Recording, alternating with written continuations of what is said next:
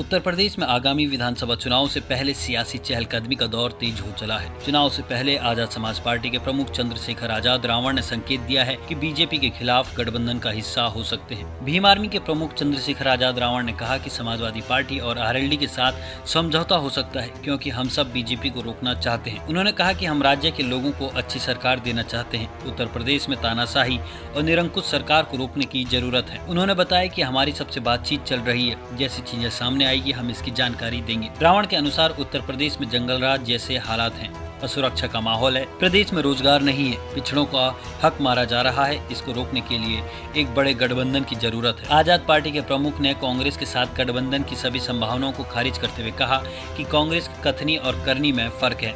यदि यूपी में किसी दलित की हत्या होती है तो कांग्रेस खुलकर बोलती है, लेकिन बाकी राज्यों खासकर कांग्रेस शासित प्रदेशों के मामले में कांग्रेस चुप्पी साध लेती है। उन्होंने कहा कि कांग्रेस की कथनी और करनी में फर्क है, इसलिए उसके साथ गठबंधन नहीं हो सकता है। मायावती के साथ गठबंधन पर पूछे गए सवाल पर चंद्रशेखर रावण ने कहा कि बुआ जी यानी मायावती के लिए बस इतना ही कहूंगा कि आज उन्हें समाज से ज्यादा अपने परिवार की चिंता है। सीबीआई और ईडी के डर से वह चुप हो जाती है, जिसका खामियाजा दलित समाज को भुगतना पड़ता है। मायावती के द्वारा चंद्रशेखर के वोट कटवा कहे जाने पर उन्होंने कहा कि वो मुझे कुछ भी कह सकती है। बीएसपी के साथ होने की सभी उम्मीदों को दरकिनार करते हुए उन्होंने कहा कि बहुजन की लड़ाई एसी कमरों में बैठकर नहीं लड़ी जा सकती है।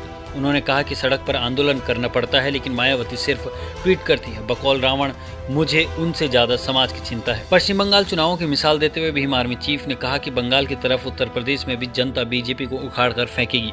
राज्य के हालातों पर चिंता जताते हुए उन्होंने कहा कि यहाँ शवों को कुत्ते नोच रहे हैं, महिलाओं के साथ बलात्कार हो रहे हैं, नौजवानों को रोजगार नहीं मिल रहा है और पुलिस यहाँ केवल तमाशा देख रही है। उत्तर प्रदेश के मुख्यमंत्री योगी आदित्यनाथ को एक्सीडेंटल मुख्यमंत्री बताते हुए चंद्रशेखर रावण ने कहा कि बार बार ऐसे एक्सीडेंट नहीं होते हैं। उनके अनुसार बीजेपी ने चुनाव केशव प्रसाद मौर्य के नाम पर लड़ा, जिसके कारण उन्हें पिछले वर्ग का वोट मिला, लेकिन सच्चाई ये है कि योगी राज में कोई भी सुखी नहीं है।